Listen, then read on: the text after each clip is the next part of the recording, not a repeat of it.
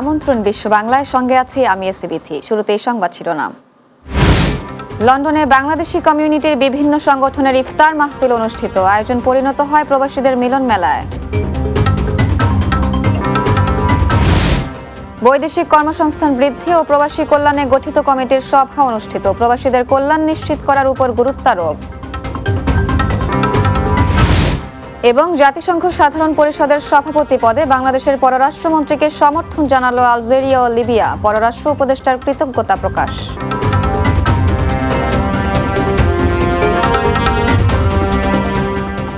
শুনছিলেন শিরোনাম, এবার বিস্তারিত। লন্ডনে দক্ষিণ সুরমা সমাজ কল্যাণ সমিতি ইউকের ইফতার মাহফিল ও আলোচনা সভা অনুষ্ঠিত হয়েছে। এতে প্রবাসী দক্ষিণ সুরমাবাসী সহ ব্রিটিশ বাংলাদেশি কমিউনিটির বিশিষ্ট জনেরা উপস্থিত ছিলেন। লন্ডন ব্যুরো চিফ চৌধুরী মুরাদের প্রতিবেদনে বিস্তারিত। লন্ডনে সিলেটের ঐতিহ্যবাহী দক্ষিণ সুরমা সমাজ কল্যাণ সমিতি ইউকের ইফতার মাহফিল ও আলোচনা সভা অনুষ্ঠিত হয়েছে। দক্ষিণ সুরমা একটা ঐতিহ্যবাহী এলাকা, এই এলাকাতে একটাই সংগঠন, সেটা হলো দক্ষিণ সুরমা সমাজ কল্যাণ সমিতি ইউকে। যারা এখনো মেম্বার হন নাই, প্লিজ হবেন। আর আগামীতে ইনশাআল্লাহ এই ধরনের ইফতার পার্টিতে আপনারা দাওয়াত থাকলো। দক্ষিণ সুরমা সমাজ কল্যাণ ইফতার মাহফিল অত্যন্ত সাফল্য সুন্দর হয়েছে, যারা আয়োজন সবাইকে ধন্যবাদ। দক্ষিণ সুরমা সমাজ কল্যাণ সমিতি ইউকের উদ্যোগে আজকের এই ইফতার মাহফিল অতিথি সবাইকে অসংখ্য ধন্যবাদ, কৃতজ্ঞতা জ্ঞাপন করছি। আগামীতে আমরা আরো বড় করে, আরো সুন্দর করে সবর উপস্থিতি বড় করে করবো ইনশাআল্লাহ। আগামী দিনে আপনাদের সবাইকে নিয়ে আমরা আরো বড় পরিসরে করার আশা করি। আগামীতে সবাইকে নিয়ে আমরা এইভাবে বড় পরিসরে করতে চাই। আমরা আশা করবো যে আগামীতে সবাইকে নিয়ে আবারও ইফতার মাহফিলের আয়োজন করবে। এই সংগঠন এত বড় একটা মিলন মেলা করেছে, এর জন্য সবাইকে ধন্যবাদ। এই ইফতারে আমি এসেছিলাম, খুবই সুন্দরভাবে হয়েছে। আগামী দিনেও সুরমা সকল কর্মকাণ্ডের সাথে আমার সম্পৃক্ততা থাকবে। রবিবার পূর্ব লন্ডনের দেশি লাউঞ্জে সংগঠনের ভারপ্রাপ্ত সভাপতি শাহ ইমরান হোসেনের সভাপতিত্বে ও সাধারণ সম্পাদক ফেরদৌস শেরদিলের পরিচালনায় অনুষ্ঠিত সভার শুরুতে পবিত্র কুরআন থেকে তেলাওয়াত করেন সিরাজুল হক এনাম। এ সভায় বক্তব্য রাখেন আকিকুর রহমান, মহিউদ্দিন আলমগীর, মোহাম্মদ মুজিব হোসেন, খালেদ আহমদ শিকদার, নজরুল ইসলাম, আক্তার হোসেন, শাহান চৌধুরী, পারভেজ আহমদ ও অনেকে। এ সভাটিতে টাওয়ার হ্যামলেটসের লেবার দলীয় প্রার্থী সিরাজুল ইসলাম, বিশিষ্ট ব্যবসায়ী জমিরুল হক সিরাজ, সাবেক ডেপুটি মেয়র আহবাব হোসেন, খালিসুদ্দিন আহমেদ, শামসুজ্জামান শেবুল সহ প্রবাসী দক্ষিণ সুরমাবাসী ও ব্রিটিশ বাংলাদেশি কমিউনিটির বিশিষ্টজনেরা উপস্থিত ছিলেন। ইফতার পূর্ব মাহফিলে দোয়া পরিচালনা করেন Hafiz Jilu Khan. Chowdhury Murad, Bangla TV news, London. প্রতি বছরের ন্যায় এবারও ব্রিকলেন মসজিদ ট্রাস্টের আয়োজনে ইফতার ও দোয়া মাহফিল অনুষ্ঠিত হয়েছে। মাহফিলের সভাপতিত্ব করেন মসজিদ ট্রাস্টের সভাপতি হামিদুর রহমান, সঞ্চালনা করেন হেলাল উদ্দিন আলী। এ সময় উপস্থিত ছিলেন British MP Rushanara Ali, speaker Suluk Ahmed, সাবেক মন্ত্রী শফিকুর রহমান চৌধুরী, জালাল উদ্দিন, সৈয়দ ফারুক, শেখ অলিউর রহমান, তারিফ আহমদ, সাওয়ার কবির, সৈয়দ আহমদ সাদ, বাবুল খান, আব্দুল মুকিদ চুনু, পারভেজ কোরেশি, শওকত সিদ্দিকী এবং ব্যারিস্টার তারেক চৌধুরী সহ আরও অনেকে। ইফতার মাহফিলে দোয়া পরিচালনা করেন ব্রিকলেন মসজিদের ইমাম ও খতিব শাখুল হাদিস মাওলানা নজরুল ইসলাম।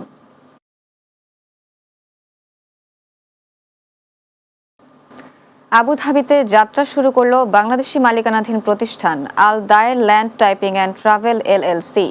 আবুধাবি প্রতিনিধি আব্দুল মান্নান জানান, দেশটির গ্রিন সিটি আল আইনের মোগাফা রোডের ৯ নং সেক্টরে যাত্রা শুরু করে প্রতিষ্ঠানটির উদ্বোধন করেন স্বত্বাধিকারী মোহাম্মদ রাসেল ও পারভেজ ইকবাল। এ সময় অনুষ্ঠানে উপস্থিত ছিলেন মোহাম্মদ সায়েম, মোহাম্মদ রুবেল, আবুল কালাম, মোহাম্মদ নাজিম, মোহাম্মদ শাহিন, মাওলানা মাহদি হাসান, মোহাম্মদ জোবায়ের, সাংবাদিক আব্দুল মান্নান সহ বিশিষ্ট ব্যক্তিবর্গ।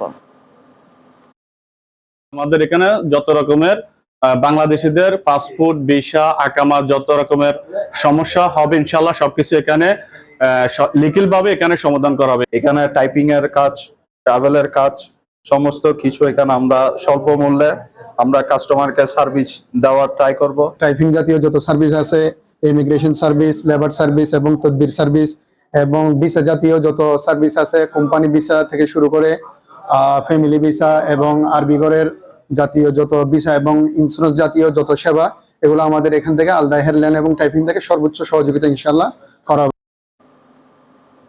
এবার বাংলাদেশের খবর। বিদ্যুৎ ব্যবহারে সাশ্রয়ী হতে সকলের প্রতি আহ্বান জানিয়েছেন প্রধানমন্ত্রী তারেক রহমান। বৃহস্পতিবার সচিবালয়ে মন্ত্রিসভার বৈঠকে এ আহ্বান জানান প্রধানমন্ত্রী। এ সময় বিদ্যুৎ ব্যবহারকে সাশ্রয়ী করতে সচিবালয়ে নিজের কক্ষের অর্ধেক লাইট ও শীতাতপ নিয়ন্ত্রণ কমিয়ে দেন তিনি। একই সঙ্গে সকল মন্ত্রণালয় ও প্রতিষ্ঠানকে বিদ্যুৎ ব্যবহারে সাশ্রয়ী হওয়ার পরামর্শ দেন প্রধানমন্ত্রী।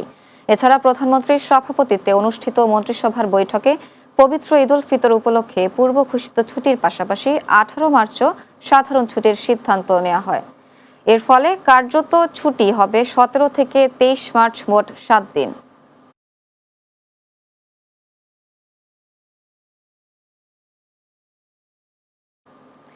বৈদেশিক কর্মসংস্থান বৃদ্ধি ও প্রবাসী কল্যাণে গঠিত কমিটির অগ্রগতি পর্যালোচনা সভা অনুষ্ঠিত হয়েছে। বৃহস্পতিবার সচিবালয়ের মন্ত্রী পরিষদ বিভাগের সম্মেলন কক্ষে প্রধানমন্ত্রী তারেক রহমানের সভাপতিত্বে সভাটি অনুষ্ঠিত হয়। বৈদেশিক কর্মসংস্থান বৃদ্ধি এবং প্রবাসী বাংলাদেশিদের কল্যাণ নিশ্চিত করতে গঠিত কমিটির কার্যক্রমের সর্বশেষ অগ্রগতি পর্যালোচনায় এ সভা অনুষ্ঠিত হয়। জাতিসংঘ সাধারণ পরিষদের সভাপতি পদে প্রার্থী হিসেবে বাংলাদেশের পররাষ্ট্রমন্ত্রী ডক্টর খলিলুর রহমানকে সমর্থন জানিয়েছেন আলজেরিয়া। সোমবার সকালে রাজধানীর তেজগাঁওয়ে প্রধানমন্ত্রীর কার্যালয়ে পররাষ্ট্র উপদেষ্টা হুমায়ুন কবিরের সঙ্গে সৌজন্য সাক্ষাৎ করে এই সমর্থনের কথা জানান ঢাকায় নিযুক্ত আলজেরিয়ান রাষ্ট্রদূত আবদেল ওয়াহাব সাইদানি। সাক্ষাৎকালে উভয় পক্ষ বাংলাদেশ ও আলজেরিয়ার মধ্যে বিদ্যমান বন্ধুত্বপূর্ণ সম্পর্কের বিভিন্ন দিক নিয়ে আলোচনা করেন। বিশেষ করে বাণিজ্য ও বিনিয়োগ, জ্বালানি সহযোগিতা, শিক্ষা ও সাংস্কৃতিক বিনিময় এবং বহুপাক্ষিক ফোরামে পারস্পরিক সহযোগিতা জোরদারের বিষয়গুলো গুরুত্বের সাথে আলোচনায় উঠে আসে।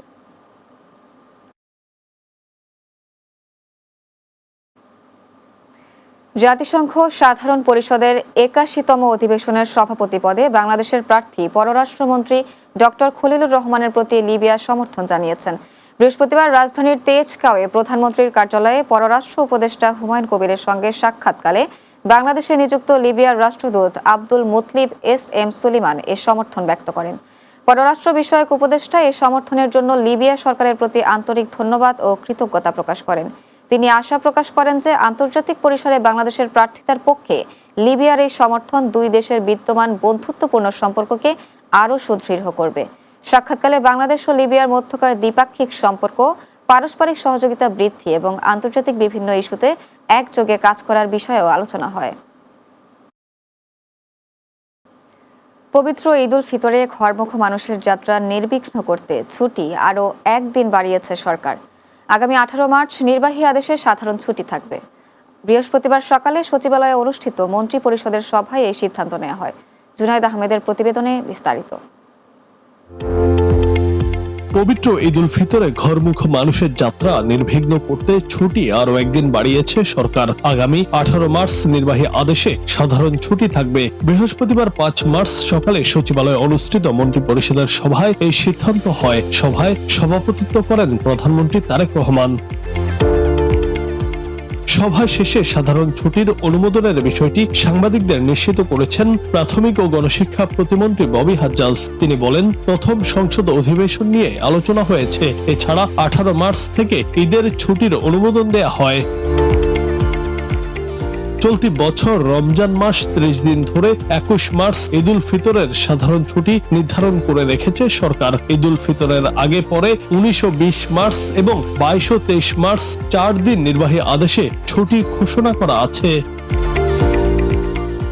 ঈদের ছুটি শুরুর আগের দিন মঙ্গলবার 17 মার্চ শবে কদরের সরকারি ছুটি। এরপর বুধবার 18 মার্চ অফিস খোলা। তবে আজ মন্ত্রী পরিষদে 18 মার্চ সাধারণ ছুটির অনুমোদন পাওয়ায় নতুন করে আরো একদিন ছুটি যোগ হলো। সব মিলে টানা 7 দিনের ছুটি পাচ্ছেন সরকারি কর্মকর্তা কর্মচারীরা।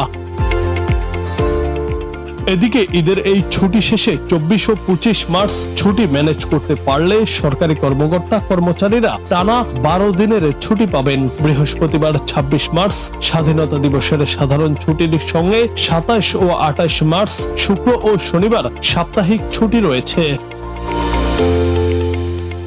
জুনায়েদ আহমেদ, বাংলা টিভি। ছোট পর্দার অভিনয় শিল্পী জাহির আলভীর স্ত্রী ইকরার মৃত্যুকে ঘিরে চলছে নানা বিতর্ক। সেই বিতর্কে নাম জড়িয়েছে অভিনেত্রী ইফফাত আরা তিথির। বিষয়টি নিয়ে গত 2 দিন পর কথা বলেছেন তিনি। মাসুদ হাসানের প্রতিবেদনে বিস্তারিত। একটা মানুষও নাই। কেউ নাই মানে কেউ নাই, শুধু আমি আছি। ছোট পর্দার অভিনয় শিল্পী জাহের আলভির স্ত্রী ইকরার মৃত্যুকে ঘিরে চলছে নানা বিতর্ক। সেই বিতর্কে নাম জড়িয়েছে অভিনেত্রী ইফফাতারা তিথির। বিষয়টি নিয়ে গত 2 দিন পর কথা বলেছেন তিনি। এই অভিনেত্রীর দাবি, আলভির সঙ্গে তার সম্পর্ক নিয়ে যেসব অভিযোগ উঠেছে সেগুলো ভুল ব্যাখ্যা এবং অপপ্রচার। গতকাল বুধবার বিকেলে নিজের ফেসবুক আইডিতে দীর্ঘ এক পোস্টে ইকরার সঙ্গে ব্যক্তিগত চ্যাটের 40টিরও বেশি স্ক্রিনশট প্রকাশ করেছেন তিনি। ব্যক্তিগত চ্যাটের এসব স্ক্রিনশট প্রকাশ করে তিথি বলেন, ভেবেছিলাম এইগুলো জনসম্মুখে প্রকাশ করব না, প্রশাসনের প্রয়োজন হলে সেখানে দেব সবার সম্মান রক্ষার্থে, কিন্তু আমাকে যেভাবে উত্ত্যক্ত করা হচ্ছে আর চুপ থাকা গেল না। অলরেডি কিছু জায়গায় আমি অডিও স্টেটমেন্ট দিয়েছিলাম। তিথি জানান, আলভির সঙ্গে তার সম্পর্ক নিয়ে যেসব অভিযোগ উঠেছে তা শুধুই অপপ্রচার। প্রয়াত ইকরার সঙ্গে তার সম্পর্ক ছিল বন্ধুত্বপূর্ণ। ইকরার সঙ্গে তার নিয়মিত ও স্বাভাবিক কথাবার্তাও হতো। পারিবারিক অশান্তি, ব্যক্তিগত হতাশা ও ডিপ্রেশনের বিষয়েও ইকরা বিভিন্ন সময় তার সঙ্গে কথা বলেছেন। ইকরাকে আত্মহত্যায় প্ররোচনার অভিযোগও সরাসরি অস্বীকার করেন তিথি। তিথির পোস্টে ইকরার পরিবারের প্রসঙ্গ উঠে আসে। তার দাবি, ইকরা নিজেই পরিবারের সঙ্গে দূরত্ব ও মানসিক কষ্টের কথা লিখেছিলেন। এ বিষয়ে তিথি লিখেন, একটা মেয়ে যত যাই হোক নিজের বাবা মাকে নিয়ে তো মিথ্যা বলবে না। আমি ওনাদের দোষ দিচ্ছি না, কিন্তু ইকরার মনে ওর পরিবার নিয়েও কষ্ট ছিল। ও ফিল করতো যে ওর পরিবার ওকে নিজের হালে ছেড়ে দিয়েছে। ফেসবুক চ্যাটে স্পষ্ট লিখেছে যে 2018 সালে একবার ও আলাদা হয়ে গিয়েছিল এবং ওর বাবাকে বলেছিল যে ওকে বিদেশে পাঠিয়ে দিতে, কিন্তু ওনারা সাপোর্ট করে নাই। সেই থেকে ওর মনে একটা ক্ষোভ তাদের নিয়ে, যা থেকে এরপর আর কোনোদিন সে মুখ ফুটে কিছু বলে নাই। পোস্টে তিনি আরও লিখেন, যদি তার কিছু হয়ে যায় তাহলে সংশ্লিষ্ট সংগঠনগুলো যেন বিষয়টি তদন্ত করে। পোস্টের শেষে তিথি লিখেন, আল্লাহ ইকরাকে ভালো রাখুক, শান্তিতে রাখুক, ওর এই চিরনিদ্রা শান্তির হোক। এছাড়াও তিথিকে দায়ী করে যারা গুজব ছড়াচ্ছে তাদের সম্পর্কে তিনি লিখেছেন, যারা নিজেরা খুব সাধু সাজছেন, আপনারা কি সেটার আমলনামাও আছে। Bangla TV news desk. বিশ্ব বাংলা এই পর্যায়ে নিচ্ছি ছোট্ট একটি বিরতি। ফিরে আসার পর অন্যান্য সংবাদের সাথে আরও যা থাকছে। আরব আমিরাতে ইরানের ক্ষেপণাস্ত্র হামলায় এক বাংলাদেশি নিহত। মৌলভীবাজারে নিহতের পরিবারে নেমে এসেছে শোকের ছায়া।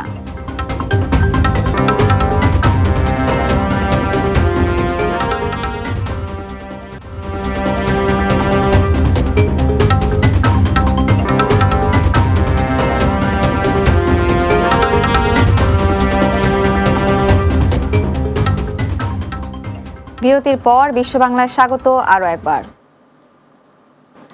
সংযুক্ত আরব আমিরাতের আজমান শহরে ইরানের ছোড়া ক্ষেপণাস্ত্র হামলায় মৌলভীবাজারের সালেক উদ্দিন ওরফে আহমেদ আলী নামে এক বাংলাদেশি নিহত হয়েছেন। তার মৃত্যুর খবরে দিশেহারা পরিবারের সদস্যরা। এ ঘটনায় মৌলভীবাজারের বড়লেখায় নেমে এসেছে শোকের ছায়া। তার মরদেহ দেশে আনতে দূতাবাসের সাথে যোগাযোগ করা হয়েছে বলে জানান বড়লেখা উপজেলার নির্বাহী কর্মকর্তা গালিব চৌধুরী। মৌলভীবাজার প্রতিনিধি আলী হোসেন রাজনের পাঠানো তথ্য ছবিতে আরও জানাচ্ছেন মাহমুদ রুবেল। সংযুক্ত আরব আমিরাতের আজমান শহরে গত শনিবার সন্ধ্যা 7:30টার দিকে ইরানের ছোড়া একটি ক্ষেপণাস্ত্র হামলায় নিহত হয়েছেন মৌলভীবাজারের বড়লেখা উপজেলার গাজীটেকা গ্রামের বাসিন্দা সালেক উদ্দিন ওরফে আহমদ আলী। দেশে থাকা তার স্বজনরা মৃত্যুর খবর পাওয়ার পর থেকেই পরিবারে চলছে আহাজারি। স্বজনরা জানায়, শনিবার ইফতারের পর পানি সরবরাহ করতে বের হলে ইরানের ছোড়া একটি ক্ষেপণাস্ত্র তার গাড়িতে আঘাত হানে। এতে তিনি গুরুতর আহত হন। পরে স্থানীয় হাসপাতালে নেওয়া হলে চিকিৎসক তাকে মৃত ঘোষণা করেন। ইরানের ড্রোন হামলায় সাঁতার বহন করেছেন, তখন আমরা পুরো এলাকাবাসী, আমাদের পুরো উপজেলাবাসী আমরা খুবইভাবে শোকাহত হয়েছি। আমারও আঘাত লাগে তার মৃত্যু নিয়ে, আর এটা বুকে সহ্য। আমি সরকারের ছোট দাবি করি আমার আব্বার লাশ তাড়াতাড়ি যেন দেশে পৌঁছে। হঠাৎ আমার আব্বা মারা গেছে, আমরা স্বপ্ন হয়ে গেল। আমরা 3 ভাই অনেক খার কাছে যেতাম, ছায়া তো গেছি। সরকারের দাবি একটা আমার আব্বার জন্য দেশ আনতাম। এদিকে নিহতের পরিবারের খোঁজ খবর নেওয়া সহ সার্বিক সহায়তার কথা জানিয়েছেন বড়লেখা উপজেলা বিএনপির সাধারণ সম্পাদক। আমরা চেষ্টায় আছি উনার লাশ যাতে দেশে সহি সালামতে নিরাপদে এসে পৌঁছে সেজন্য চেষ্টা চলতেছে। আশা করি খুব শীঘ্রই উনার লাশ দেশে আসবে। উপজেলা নির্বাহী কর্মকর্তা জানিয়েছেন মরদেহ দেশে আনার জন্য পরিবার থেকে দূতাবাসে আবেদন করা হয়েছে। ইতোমধ্যে ওনার পরিবারের সদস্যরা আমাদের যেই সেখানে যে এমবেসি আছে সেই এমবেসির মাধ্যমে কিন্তু যে আদার্স ফর্মালিটিগুলো আছে আমাদের মৃত ব্যক্তির লাশ দেশে নিয়ে আসার যেই প্রক্রিয়া আছে সেটার জন্য তারা আবেদন করেছেন এবং তাদেরকে সম্পূর্ণ সহযোগিতা আমাদের সেখানকার দূতাবাস থেকে কিন্তু এটা করা হচ্ছে। পরিবারের একমাত্র উপার্জনক্ষম ব্যক্তি ছিলেন সালেক উদ্দিন। তার আকস্মিক মৃত্যুতে দিশেহারা হয়ে পড়েছে পরিবার। স্বজনদের দাবি দ্রুত মরদেহ দেশে ফিরিয়ে এনে শেষবারের মতো প্রিয় মানুষটিকে বিদায় জানানোর সুযোগ দেওয়া হোক। Mahmud Rubel, Bangla TV, news desk. Dubai থেকে দেশে ফিরেছেন আটকে পড়া ৩৭৮ বাংলাদেশি। মধ্যপ্রাচ্যের চলমান অস্থিরতার মধ্যে গত শনিবার থেকে এসব বাংলাদেশি দুবাইয়ে আটকে ছিলেন। ইউএস বাংলা এয়ারলাইন্স এই উদ্ধার কার্যক্রম পরিচালনা করে বিমান বাংলাদেশ এয়ারলাইন্সের 27 জন ক্রু সহ ৩৭৮ জন বাংলাদেশি যাত্রীকে দেশে ফিরিয়ে আনেন। দুবাই এয়ারপোর্ট অথরিটির অনুমতি নিয়ে দুটি বিশেষ ফ্লাইট পরিচালনা করে ইউএস বাংলা। এর মধ্যে একটি ফ্লাইট বৃহস্পতিবার ঢাকায় পৌঁছেছে, আর একটি ফ্লাইট আগামীকাল শুক্রবার ঢাকায় অবতরণের কথা রয়েছে।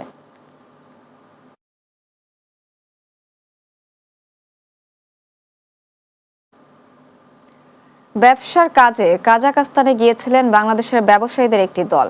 এর মধ্যেই ঘটে আকস্মিক ঘটনা। মধ্যপ্রাচ্য জুড়ে যুদ্ধ পরিস্থিতিতে আন্তর্জাতিক এয়ারলাইন্সগুলো বিমান পরিবহন সেবা বন্ধ করে দিলে দেশে ফিরতে না পেরে কাজাখস্তানে আটকা পড়েছেন ব্যবসায়ীরা। ফিরতি ফ্লাইট থাকলেও উত্তেজনার মধ্যে দেশে ফিরতে পারছেন না তারা। মাসুদ হাসানের প্রতিবেদনে বিস্তারিত।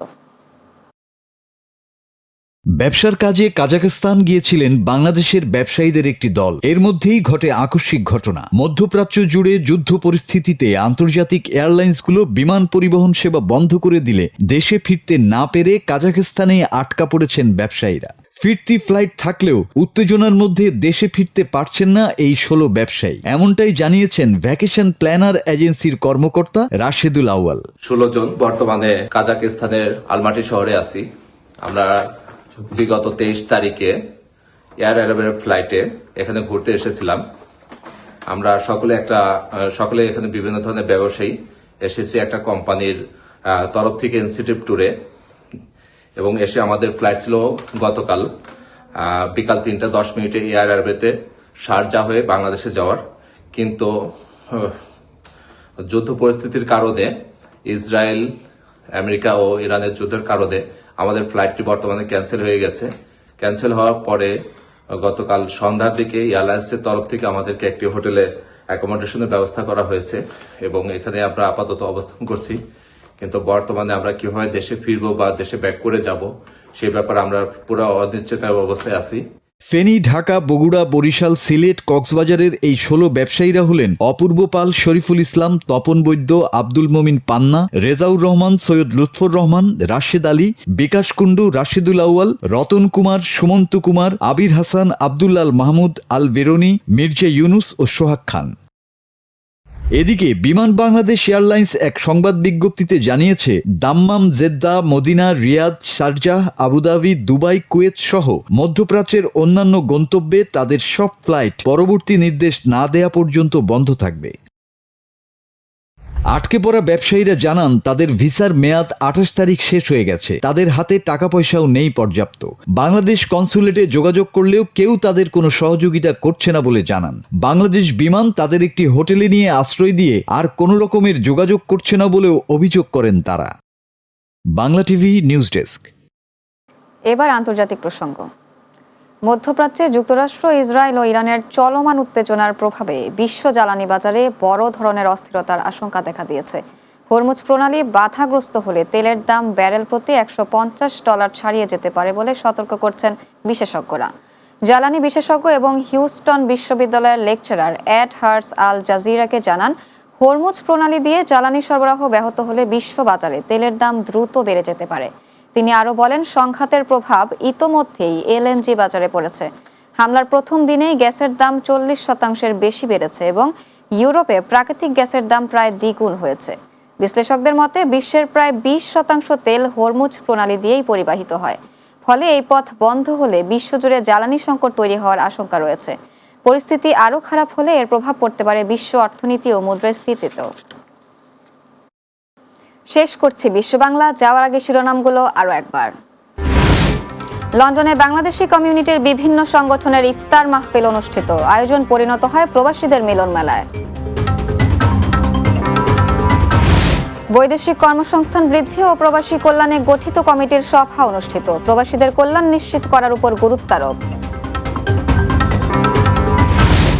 জাতিসংঘ সাধারণ পরিষদের সভাপতি পদে বাংলাদেশের পররাষ্ট্রমন্ত্রীকে সমর্থন জানালো আলজেরিয়া ও লিবিয়া, পররাষ্ট্র উপদেষ্টার কৃতজ্ঞতা প্রকাশ। এবং আরব আমিরাতে ইরানের ক্ষেপণাস্ত্র হামলায় এক বাংলাদেশি নিহত, মৌলভীবাজারে নিহতের পরিবারে নেমে এসেছে শোকের ছায়া।